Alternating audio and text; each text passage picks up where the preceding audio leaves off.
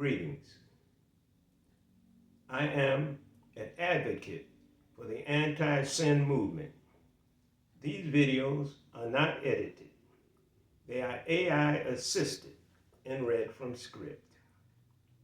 Today's subject is part 2 of fornication and adultery. On the subject of adultery, God's law has well stated that adultery is forbidden. Adultery is unfaithfulness at its highest level when a man or woman has sex while committed to a marriage partner, but as well and at the same time having sex with another person, someone other than their marriage partner. This disloyalty is a traitorous, unfaithful, negative behavioral act. This activity is disturbing to the perpetrator in violation, as well highly disturbing to their marriage partner who discovers their violation, showing a lack of self-discipline, a lack of self-control, and a damaging weakness of being not in control of oneself. Adultery, as forbidden in God's law, as forbidden by God's law, represents a profound violation of trust and disloyalty in a marriage, a relationship meant to embody the highest levels of commitment, mutual respect, and faithfulness. In marriage, partners vow to honor one another exclusively, a promise rooted in mutual respect and the expectation of unwavering loyalty. When this vow is broken through adultery, it is not just an act of unfaithfulness, but a betrayal that negatively reverberates emotionally, psychologically, and sinfully against the couple and against God's divine law. This betrayal inflicts a deep wound on the marriage partner who has been wronged, eroding their sense of security and self-worth. For the faithful partner, discovering the infidelity leads to feelings of intense hurt, anger, and confusion. The stability of the relationship is suddenly undermined, leaving them both to question the truth of their entire supposedly shared life. Adultery's impact, however, extends beyond the immediate partners. Children, family members, and close friends also experience the fallout, resulting in broken homes and strained family relationships. On a personal level, for the one who commits adultery, there is the lasting effects of guilt, shame, and inner turmoil.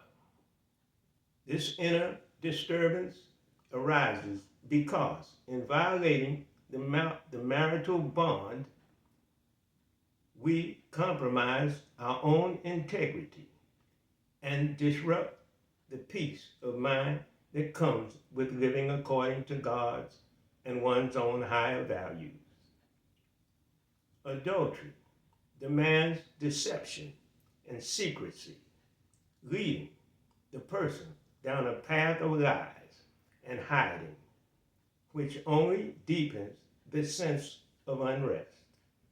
This unease or dis-ease arises because adultery is a departure from self-discipline and from moral and sin-free control.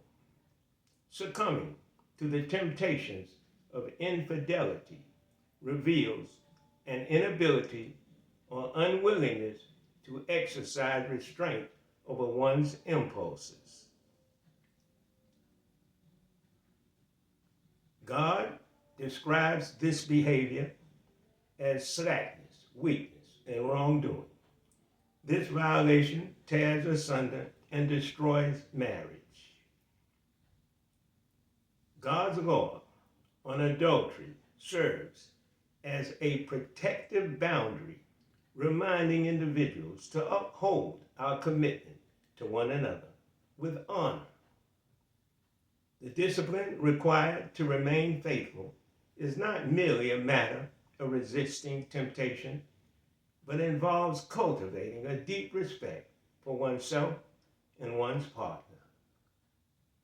This respect reinforces the commitment to value one's spouse above passing lustful desires or momentary attractions.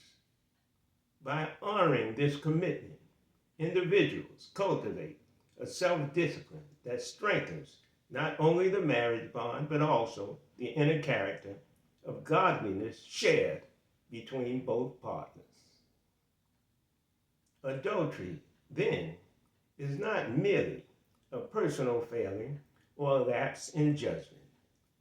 It disrupts and dissolves the entire foundation of trust, fidelity, and love that a marriage is built upon. By respecting God's law, individuals protect ourselves and our families from this headache, from this heartache and turmoil, fostering a home environment based on trust, integrity, and stability. Living within these divine boundaries set by God allows us to create relationships that endure and thrive, grounded in mutual respect, love, and unbreakable loyalty to ourselves and for our mate, our marriage partner, bound happily and lovingly within God's protecting divine law, the behavioral science for a God-centered life. Fornication and adultery is forbidden.